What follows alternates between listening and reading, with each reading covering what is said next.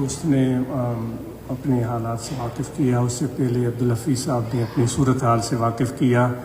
یہ آپ اور ہم سب نے سماعت کیا. اس سے یقیناً ہمیں بھی کچھ فائدہ ہوگا.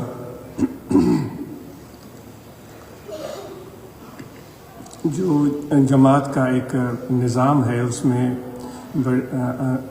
ایک چیز شامل کی گئی ہے، وہ غالباً اگر میں صحیح نام لے رہا ہوں تو ٹھیک ہے، ورنہ تو وہ صحیح نام آپ کو دستور العمل میں مل جائے گا. اصلاحی کمیٹیز کا قیام عمل میں لانا.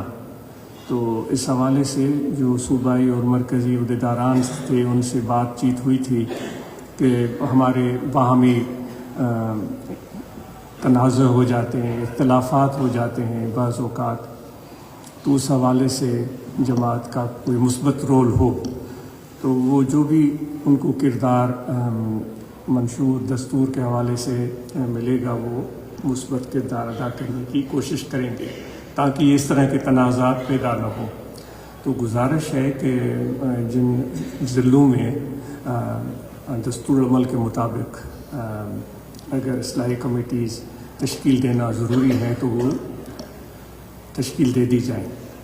تو صوبائی عہدیداران اور مرکزی عہدیداران اس طرف توجہ دیں اور ہم اور آپ بھی اس حوالے سے تعاون کریں اور ان دوستوں کے ساتھ جو اصلاحی کمیٹی کے ممبران ہیں تعاون کریں. اور ان کو بھی یہ گزارش ہے جو اصلاحی کمیٹی کے ممبران ہیں، ہم جو بھی کام کریں گے وہ اصلاح کا کام ہوگا. جس طرح نام ہی اصلاح المسلمین ہے، کوئی کوٹ نہیں ہے، کوئی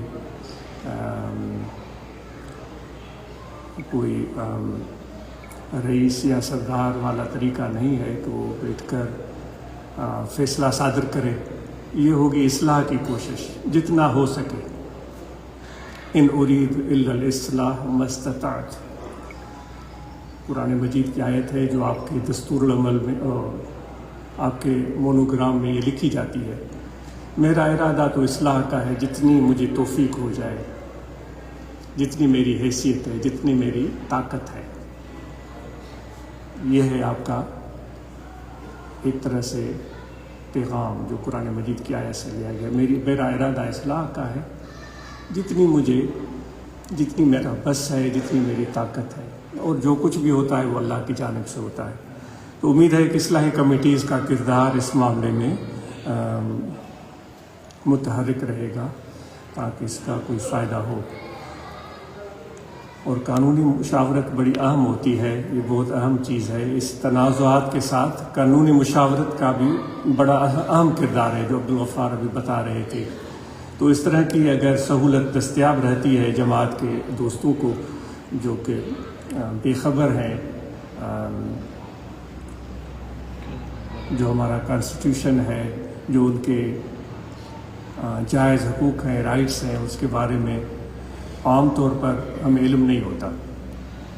اور پھر کورٹ کا کیا طریقہ کار ہے، آپ کس طرح اپنی قانونی مدد حاصل کر سکتے ہیں. ایسی اگر کوئی سہولت دیتے ہیں دوستوں کو تو بڑی اچھی بات ہے. اور ہم اور آپ بھی یہ سوچیں کہ اس طرح کی قانونی مشاورت مفت میں نہیں ملتی.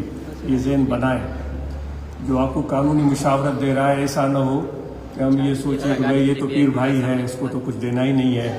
یہ ہمارا کلچر ہے، یہ درست نہیں ہے، یہ درست طریقہ نہیں ہے. وہاں باہر ملک میں تھے تو وہاں ہمیں کوئی قانونی مشاورت کی ضرورت پڑی تو وکیل سے جا کر ملے تو اس نے منٹوں کے حساب سے ہمیں چارج کیا کہ اتنے منٹ آپ بیٹھے اتنے پیسے. پھر ان سے بات ہوئی کہ آپ ہمیں جو بھی ڈاکیومنٹ ہے آپ فیکس کریں گے یا ای میل کریں گے. اس نے کہا اگر میں فیکس کروں گا، یعنی کیا ہوتا ہے، مشین ہوتی ہے اس پہ کاغذ ڈالتے ہیں، آپ کے گھر میں فیکس ہے تو ایک پرنٹ آؤٹ نکل آتا ہے. تو اس نے کہا اس فیکس کے بھی میں اتنے پیسے آپ سے لوں گا. تو یہ آپ اور ہم سب جو ہے یہ ذہن بنائیں. اور بدقسمتی سے باہر کے ممالک میں بھی ہم لوگ جو بستے ہیں ان سے ملنا جلنا ہوا ہے. ہمارا رویہ وہی ہے، کوئی اپنا بندہ مل گیا تو بھائی چھوڑ دو، بس اس کو ابھی پیسے نہیں دیں گے، بعد میں دیں گے. پھر وہ بیچارہ روتا رہے اور بھاگتا رہے کہ بھائی مجھے پیسے دو، مجھے پیسے دو۔ بھائی تو اپنا ہی تو ہے، تو میرے چچا کو جانتا ہے، تو میرا دوست ہے۔ تو یہ طریقہ کار ہم سب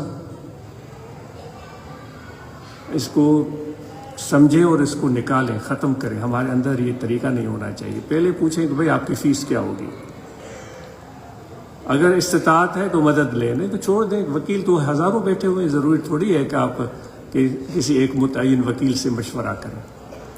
اور یہ وکلاء بھی اپنے مثبت کردار کو ذہن میں رکھیں۔ بہرحال جی شکریہ، اچھی بات ہے، اور یہ پہلی مرتبہ اس طرح کی